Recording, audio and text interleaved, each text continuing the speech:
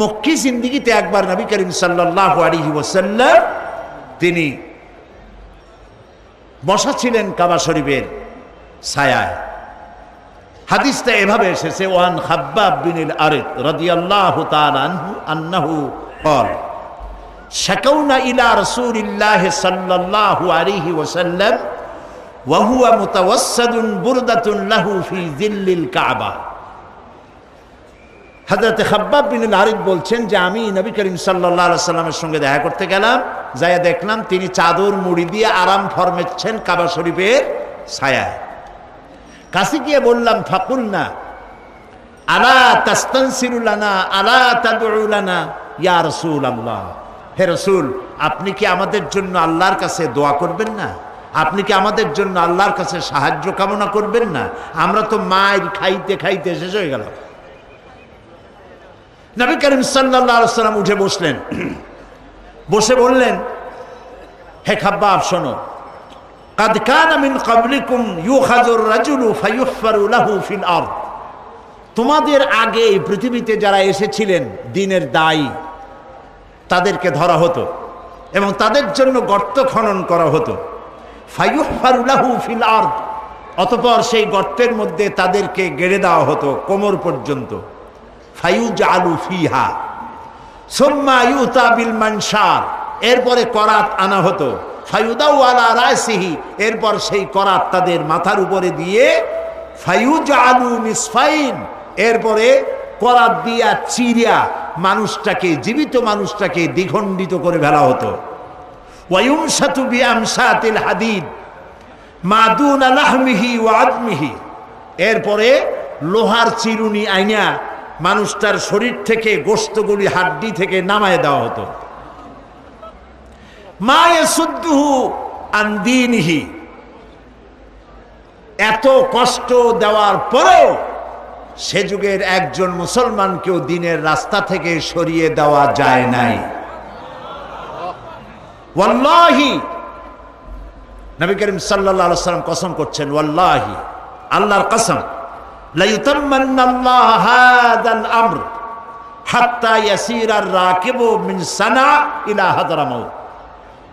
আল্লাহর নবী বলেন, ও খাব্বাব আমি আল্লাহর নামে কসম করি, এমন সময় এই ভূখণ্ডে আসবে যখন হাজরামাউত থেকে, সৌদি আরবের এই আরবের হাজরামাউত থেকে ইয়েমেনের রাজধানী সানা পর্যন্ত হাজার হাজার মাইল লোকেরা যাতায়াত করবে। লা ইয়াখাফু ইল্লাল্লাহ, আল্লাহর ভয় ছাড়া মানুষের মনে কোনো ভয় থাকবে না। লা ইয়াখাফু ইল্লাল্লাহ, রাস্তা দিয়ে নারী চলবে, পুরুষ চলবে, সদাগরেরা চলবে, কারো মনে কোনো ভয় থাকবে না। একটাই ভয় থাকবে, ভয় হবে কার? আল্লাহ তাআলার ভয় হবে। আবি যিব আলা গানামি, আরো একটা ভয় থাকবে, সেটা হলো তাদের সাথে যে ভেড়া আছে ওই ভেড়ার উপরে বাঘের আক্রমণের ভয় থাকতে পারে।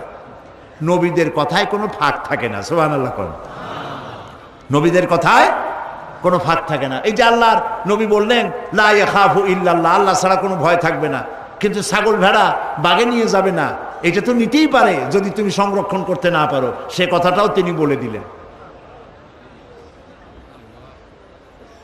প্রিয় ভাই সব, নবীজি বলছেন ওয়ালাকিন্নাকুম তাস্তাজিলুন, অথচ তোমরা খুব তাড়াহুড়ো করছো। আমি নবী, আমি দোয়া করতেছি, আমি বলছি এই রকমের একটি সমাজ আসবে যখন চুরি ডাকাতি জেনা ব্যভিচার কিছু থাকবে না, এমন একটি সমাজ আসবে, অপেক্ষা করো, তাড়াহুড়ো করো না। আপনারাও তাড়াহুড়ো করেন না, অপেক্ষা করেন। পারবেন না অপেক্ষা করতে? পারবেন কিনা? কেউ কয় কি এর গণতন্ত্র, মারেন সমানে জেহাদ, আছি আমরা আপনার পিছনে, আছে না? এরকম মাথা গরম করে কিছু করতে পারবেন না, মাথাটা ঠান্ডা করেন। আল্লাহ রাব্বুল আলামিন আমাদের দেশের জনগণকে ইসলাম বোঝার তৌফিক দিয়েছে, বলেন আমিন, বলেন আলহামদুলিল্লাহ। সুতরাং এদেশে ইসলাম প্রতিষ্ঠিত হবে, আজ হোক আর কাল হোক, মাথা গরম করবেন না। কিছু দল আমাদের দেশে তৈরি হয়েছে, এই দলের নাম জীবনেও শুনি নাই কোনোদিন আগে, যেমন জামাতুল মুজাহিদিন, তারপরে কুতকুতুল জিহাদ, কি নাম? হরকতুল জিহাদ। তারপর লাদেন বাহিনী, তালেবান বাহিনী, হিজবুত তাওহীদ, হিজবুত তাহরীর, পত্রিকার নামগুলি দেখতেছেন না? এই সব নামের সাথে আমার জনগণ, এই দেশের জনগণ কোনো কালেও পরিচিত নয়। এদেরকে আমরা চিনি না, এদের বাপেরও চিনি না, মায়েরও চিনি না, এদের গোষ্ঠী চিনি না। এরা ইসলামী আন্দোলন নয়, এরা এসেছে এই দেশে, এরা তৈরি হয়েছে ইসলামের পরিবেশকে, মুসলমানদের পরিবেশকে নষ্ট করে দেওয়ার জন্য। বিভিন্ন জায়গায় বিভিন্ন জায়গায়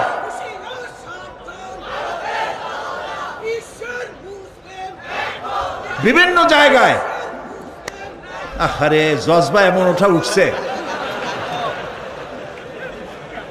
সব জজবা যদি এইখানেই খরচ করেন তো বাইরে যে করবেন কি? প্রিয় ভাই, সব বিভিন্ন জায়গায় মাথায় পাগড়ি বান্ধিয়া, বড় বড় জামা গায়ে দিয়া, এত বড় বড় মেসওয়াক, তারপরে বোমা বানায়, এগুলো আবার পুলিশ যায় ধরে। তারপরে পত্রিকা আসে জামাতুল মুজাহিদিন ধরা পড়ছে। তাহলে আমাদের দেশটাকে একটা সন্ত্রাসী দেশ বানানো হলো তাদের উদ্দেশ্য, ঠিক কিনা? আমাদের দেশে কোনো সন্ত্রাসী নাই, আর কোন গোপন আন্দোলনে ইসলাম বিশ্বাস করে না। সরকার প্রধান এর পক্ষ থেকে কোনো অর্ডার আসার আগ পর্যন্ত জিহাদের প্রস্তুতি নেওয়া জায়েজ নাই। জিহাদের প্রস্তুতি সশস্ত্র যুদ্ধের আহ্বান জানাতে পারে কেবলমাত্র যখন সরকার প্রধান ইসলাম অথবা মুসলমান হবে, তারা যদি জিহাদের জন্য সর্বাত্মক দাওয়াত দেয়, তখনই কেবলমাত্র আন্দোলন করা যাবে, সশস্ত্র যুদ্ধ করা যাবে। এর আগে বোমা বানাইয়া, পিস্তল বানাইয়া ইচ্ছামতো মানুষ খুন করা, এগুলি করে ইসলামের কোনো লাভ নাই, বরং ইসলামের ক্ষতি হবে। এই কাজটি আপনারা করবেন না অতি উৎসাহী হয়ে। কয় গণতন্ত্র হারাম, পার্লামেন্ট হারাম, মেম্বার যারা হয়েছে তারা হারাম, সব মুশরিক, সব কাফের। তো এখানে সবই যদি কাফের হয়, হুজুররা আপনারা এখানে করবেন কি? বিদায় হন। আপনাদের পছন্দ মতো কোনো দেশ থাকলে সেই দেশে চলে যান। গণতন্ত্র হারাম, আব্রাহাম লিঙ্কনের গণতন্ত্র আমরা বিশ্বাস করি না। আমরা বিশ্বাস করি ও আমরুহুম শুরা বাইনাহুমের, আল্লাহর দেওয়া গণতন্ত্রের বিশ্বাস করি। গণতন্ত্র হারাম, তাহলে সরকার বদলের সিস্টেম কি বলো? জবাব দাও। একটা সরকারকে পরিবর্তন করার জন্য, ইচ্ছে মাফিক সরকারকে আনার জন্য সিস্টেম কি? সুতরাং এই সমস্ত কথা বলে মানুষকে বিভ্রান্ত করার কোনো যুক্তিপূর্ণ কারণ নাই। লিফলেট ছড়ানো বন্ধ করো। গণতন্ত্র হারাম বলে মানুষকে বিভ্রান্ত করো না।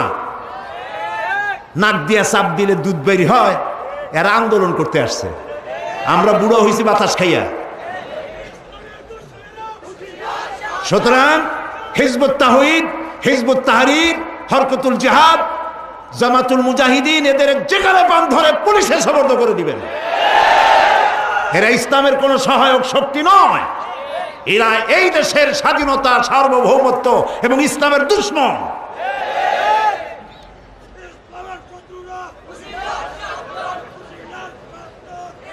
আমি আশা করি কথাগুলি বুঝে আসছে। আসে নাই বুঝে? এদেশে ইসলাম প্রতিষ্ঠিত হবে ইনশাআল্লাহ। যারা 50-60 বছর ধরে ইসলামী আন্দোলন করতেছে, দুইটা মন্ত্রিত্ব পাওয়ার জন্য না। এখানে ইসলামী আন্দোলন হচ্ছে, আমাদের লোকেরা শহীদ হয়েছে। ইসলামী ছাত্র শিবিরের অন্তত 130টা তাজা গোলাপ ফুল রক্তের নজরানা পেশ করেছে আল্লাহর দরবারে।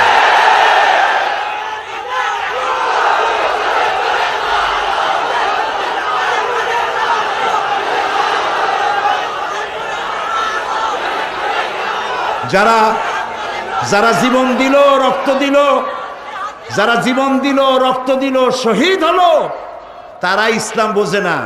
ওরা গণতন্ত্র হারাম বলে ইসলাম নিয়ে আসছে। হাতি ঘোড়া গেল তল, ছাগলে কয় কত জল। আগে জেলে যাও, জেল খাটো, দুই একটা শহীদ হোক, তারপর বোঝা আন্দোলনের মজা কি। এত সহজ না। সেই জন্য আপনারা আপনাদের যুবক সন্তানদেরকে ঠেকাবেন, অতি উৎসাহী হয়ে যেন এই সমস্ত খারাপ সংগঠনের সাথে মিলে গিয়ে দেশের সর্বনাশ না করে, এই শান্তিপূর্ণ পরিবেশকে যাতে সর্বনাশ না করতে পারে, সকলের চোখ সেই জন্য উন্মুখ হয়ে থাকতে হবে। প্রিয় ভাই সব, এ কোরআনে রয়েছে ফৌজদারি দণ্ডবিধি। আলহামদুলিল্লাহ। চুরি করলে কি শাস্তি হবে আল্লাহ তা বলে দিয়েছেন কোরআনে। আস-সারিকু ওয়াস-সারিকাতু ফাকতাউ আইদিয়াহুমা, চোর পুরুষ হোক আর নারী হোক উভয়ের হাত কেটে দাও। এই হাত কাটা আইন নিয়ে তথাকথিত বুদ্ধিজীবী, কপাল ফোড়া, এই যে হুমায়ুন আজাদের নাম নিছিলাম গতকাল, মানুষ না, ইত্তেফাকের মতো পত্রিকা, এই দেশের শীর্ষস্থানীয় পত্রিকা, এই রকমের একটা প্রবন্ধ ছাপলো কেমনে আমার খুব চিন্তা হয়। যদি স্বাধীনতার ব্যাপারে, জাতীয় পতাকার ব্যাপারে, জাতীয় সঙ্গীতের ব্যাপারে এরকম আপত্তিকর কথা লিখত, আপনারা কি ছাপতেন? তাহলে কোরআনের বিরুদ্ধে সে লিখেছে, হাদিসের বিরুদ্ধে লিখেছে, জান্নাতের বিরুদ্ধে লিখেছে, জাহান্নামের বিরুদ্ধে লিখেছে। সালমান রুশদি আর একটা মেয়ে লোকে দেশের, এরা যা না লিখেছে তার থেকে মারাত্মক কথা লিখলো। তাহলে ইত্তেফাকের কাছে কোরআন হাদিস আল্লাহ রসুলের চাইতে এইটার মূল্য বেশি হয়েছে বলেই তারা এটা ছাপাতে তাদের পক্ষে সম্ভব হয়েছে। ঢাকা বিশ্ববিদ্যালয়ে এরকমের অনেক নাস্তিক আছে, মোরতাদ আছে, যারা এই ধরনের কথা বলার সাহস পায়। এই জাতীয় লোকগুলি তারা বলে চোরের হাত কাটা হলো একটি অন্যায় আইন। নওজুবিল্লাহ। এই আইনটা কার? আইন কে তৈরি করেছে? আল্লাহ তাআলা তৈরি করেছে। আর এরা বলছে বর্বর আইন। নওজুবিল্লাহ। মনে রাখতে হবে, এই হাত কাটা আইন মক্কায় নাজিল হয় নাই। হাত কাটা আইন চালু হয়েছে রাসূলুল্লাহ যখন মদিনায় ছিলেন, মদিনার রাষ্ট্রপতি, সেই সময় এই আইন চালু হয়েছে। তার মানে হলো নবী করিম সাল্লাল্লাহু আলাইহি সাল্লাম মানুষকে খাওয়া, পড়া, শিক্ষা, চিকিৎসা, বাসস্থানের গ্যারান্টি দিয়ে ফেলেছেন। এখন যদি কেউ চুরি করে তাহলে তো পেটের জ্বালায় চুরি করে নেই, এটা তার নেশা। কাজে এখন আর চেয়ারে বসে সালাম দেওয়া যাবে না, হাত কেটে দাও। আইনটা কার? আল্লাহ তাআলা। মদিনায় হযরত ওমর রাদিয়াল্লাহু তাআলা আনহুর জামানায় একবার দুর্ভিক্ষ দেখা দিয়েছিল। তিনি ম্যাজিস্ট্রেটকে ডেকে বলছিলেন, এখন যদি কোনো চোর ধরা পড়ে আর প্রমাণিত হয় পেটের জ্বালায় চুরি করছে, হাত কাটবে না। সুবহানাল্লাহ বলবেন না? তো ইসলাম তো আগে পেটে খাইতে দেয়, তারপরে পিঠের উপরে কিলায়, খালি পেটে কিলায় না। কাজে এটা বর্বর আইন নয়, এটা আল্লাহর আইন। মক্কা শরীফ, মদিনা শরীফে আল্লাহ কতবার নিলেন হিসাব রাখি নেই। আরো কত লোকে গেছেন, আমি আজ পর্যন্ত চোরের হাত কাটা, চুরি করেছে বলে হাত কাটা গেছে, এরকম হাত কাটা একটা লোক আমি দেখিনি। আইন চালু হয় যথেষ্ট, আইন যখন পাশ হয়ে যাবে চুরি আর কেউ করবে না, মানুষের খাওয়া পড়ার ব্যবস্থা করা হবে। এখন বাধা দেয় বড় চোরেরা, ছোট চোরেরা বাধা দেয় না। বড় চোর ঠিক পাইছেন? যারা সরকারের চেয়ারে বসে আছেন, জনগণের মাল, সরকারের মাল শ্বশুর বাড়ির যৌতুক মনে করে এবং ইচ্ছে মতো খায়।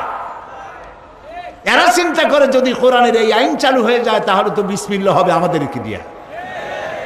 এই জন্য ছোট ছোটরা বাধা দেয় না। বাধা দেয় কারা? বড় ছোটরা।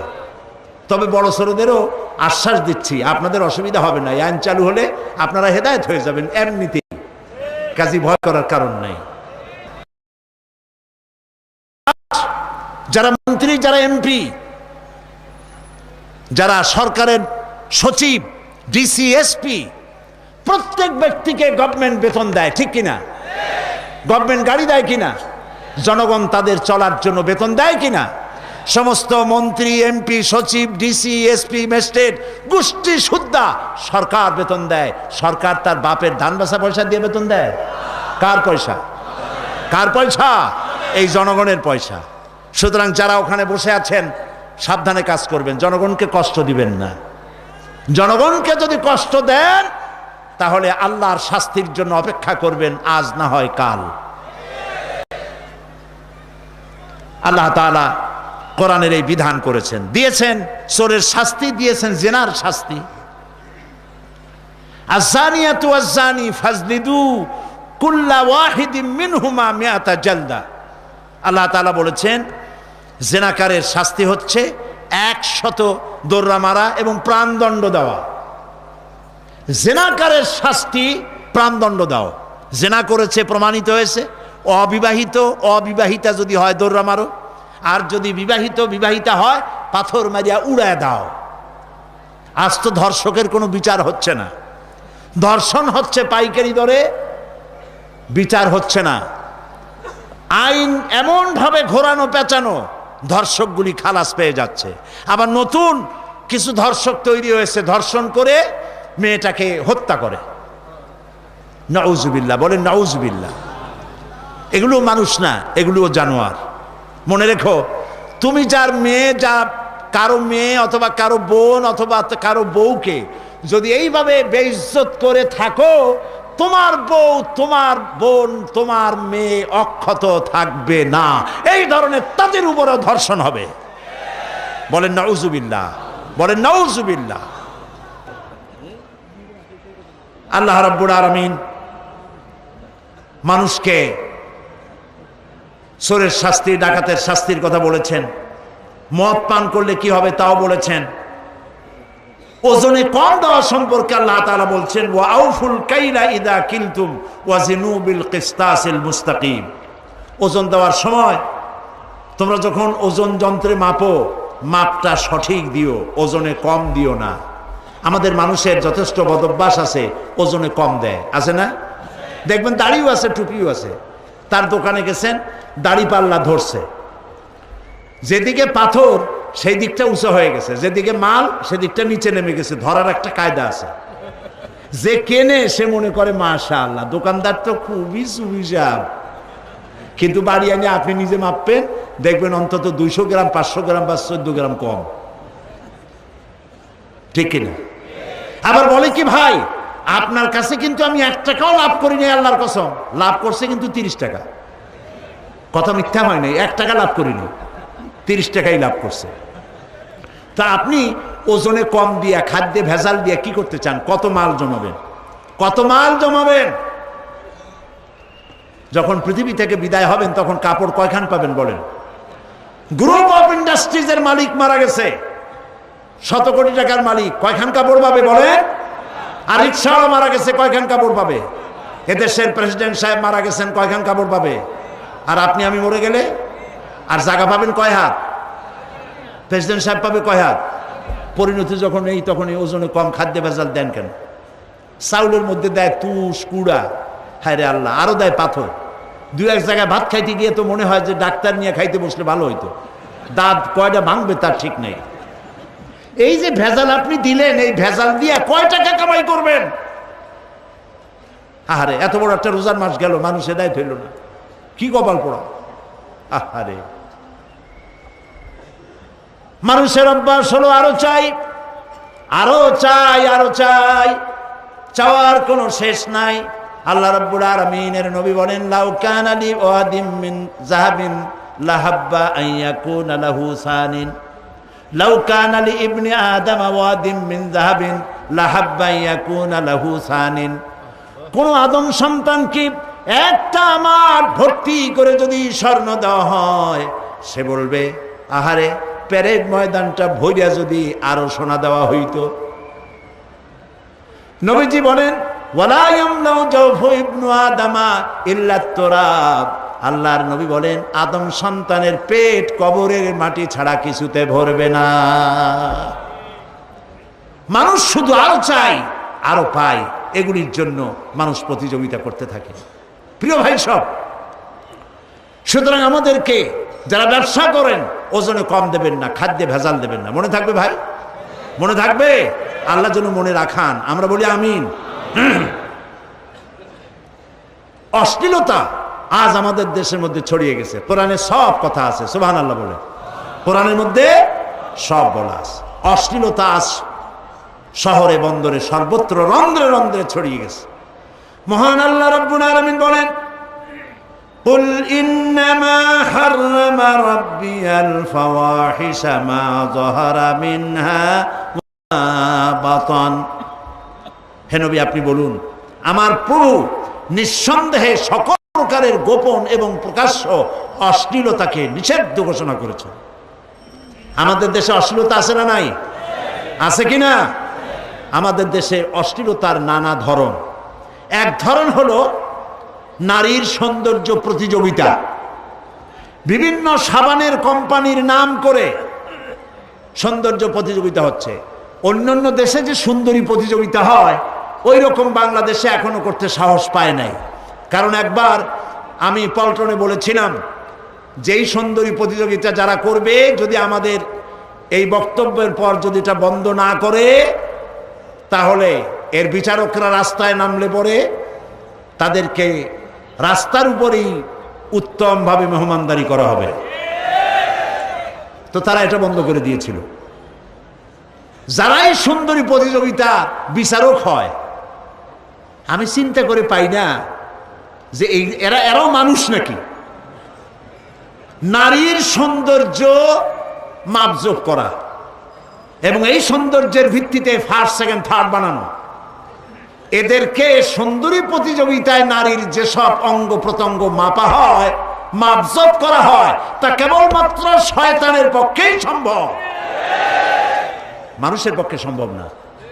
যেসব বিচারকরা সুন্দরী প্রতিযোগিতা করেন, তারা কি তার মেয়ের ওই সব জায়গা দেখতে পারবে, তার বোনের? তাহলে পরের মেয়েকে নিজের মেয়ের মতো, মায়ের মতো মনে করতে পারো না কেন? এই জন্য সুন্দরী প্রতিযোগিতা যারা করে তারা শয়তান। বিভিন্ন জায়গায় সাবানের পত্র পত্রিকার একটু একটু সবাই আর যাচ্ছে তারা, যে দেখি যেহেতু বিভাগীয় পর্যায়ে হচ্ছে, জেলা পর্যায়ে হচ্ছে, মুসলমানদেরকে শোইবার জন্য একটা ব্যবস্থা করতেছে, শোয়ে শোয়ে তারপরে দেশব্যাপী সুন্দরী প্রতিযোগিতা হবে। আমি আপনাদেরকে বলে গেলাম, সুন্দরী প্রতিযোগিতা কোথাও যদি হয়, ডিসিএসপির অফিস ঘেরাও করবেন। সুন্দরী প্রতিযোগিতা হতে দেওয়া হবে না, হবে না, হবে না।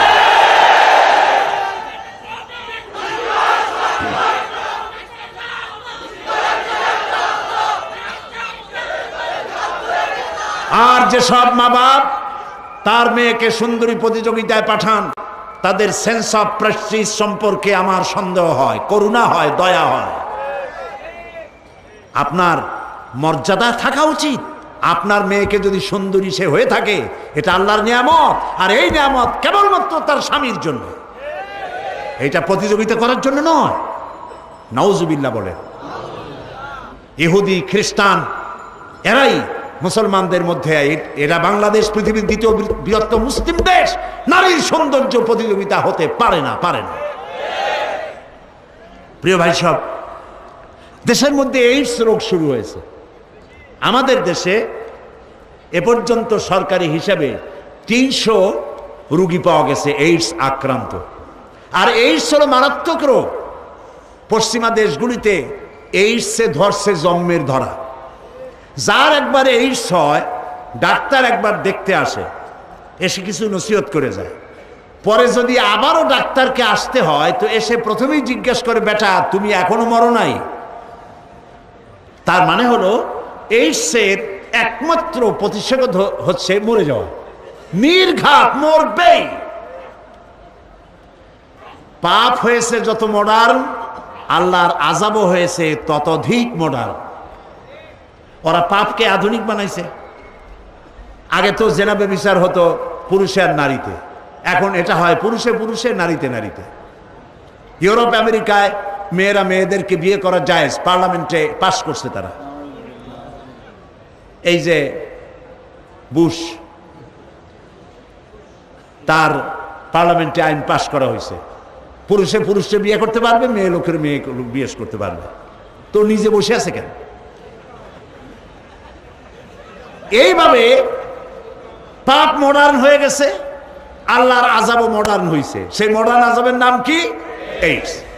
আমাদের দেশে এইডস যাতে বাড়তে না পারে, সেজন্য আজ থেকে, এখন থেকে সকলকে দায়িত্ব নিতে হবে। এইডস থেকে বাঁচতে পারে মানুষ কেবলমাত্র ধর্মীয় অনুশাসনের মাধ্যমে। জেনা নিজের স্ত্রী ছাড়া কোনো মেয়ে লোক অথবা কোনো পুরুষ, কোনো মেয়ে লোক নিজের স্বামী ছাড়া আর কোনো পুরুষ নিজের স্ত্রী ছাড়া যৌন সম্পর্ক স্থাপন করলেই এইডস রোগের সম্ভাবনা 100%। এইটা আগে যত এইডসের সাইনবোর্ড ছিল, সেগুলিতে লেখা ছিল ধর্মীয় অনুশাসন মানলেই এইডস বন্ধ হয়। কিন্তু আমি জানি না কোন লুচ্ছা কোন লম্পট বিলবোর্ড বানাইছে সারা দেশব্যাপী, যেখানে লেখা আছে যৌন রোগে ভয় নাই, কন্ডম লইলে টেনশন নাই। এই স্লোগান যে লিখেছে সে লুচ্ছা এবং লম্পট। কারণ এই স্লোগান দিয়ে জেনার প্রতি মানুষের যে ভয় থাকে, সে ভয়কে তিরোহিত করে জেনা করার দিকে মানুষকে আকৃষ্ট করা হয়েছে। আপনারা আপনাদের ডিসিএসপি কে বলুন, চট্টগ্রামের পুলিশ কমিশনার, বিভাগীয় কমিশনারকে বলুন, এই বিল যেন, এই বোর্ড যেন তারা তুলে ফেলে। যদি তুলে না ফেলে, জনগণ নিজেরা জুতা মেরে এই বিল বোর্ডকে ভেঙে গুঁড়ো করে দাও।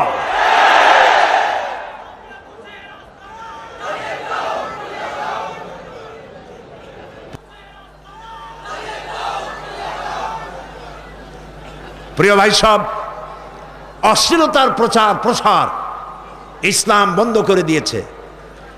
অশ্লীলতার প্রচার প্রসার যত বেশি হবে, জেনা ব্যভিচার তত বেশি হবে, ঠিক কিনা? সুতরাং এই জেনা ব্যভিচার বন্ধ করার জন্য ইসলাম মানুষকে এ কথাগুলি বলে দিয়েছে। অশ্লীলতা বন্ধ করতে হবে, অশ্লীল গান বাজনা, তারপরে ডিশ এন্টিনার মাধ্যমে হাবিজাবি ছবি, এগুলি দেখানো বন্ধ করতে হবে। বিবাহ সহজ করুন, অশ্লীলতা বন্ধ করুন, জেনা ব্যভিচার ধর্ষণ এমনি কমে যাবে। আলহামদুলিল্লাহ বলুন।